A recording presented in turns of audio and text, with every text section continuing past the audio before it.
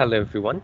On this video, I'm going to demonstrate how you can use your created virtual machines from your desktop computer.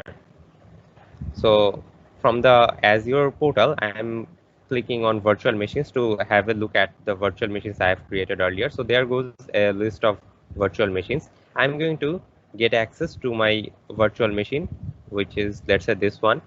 So I have to just simply copy the public IP address of my virtual machine. So let me copy it pressing Ctrl C and then search the Windows for a utility called remote desktop connection.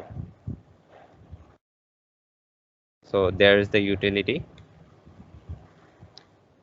So in the computer box, you have to just paste the IP address and the username says ready. If you haven't used this virtual machine earlier, so you will need to enter the username separately. So as I have used it earlier, it has already recalled the username. So let me connect to it. It will now ask me for the password.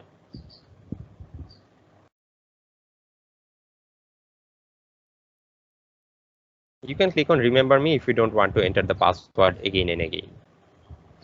Okay, now click on the button says okay.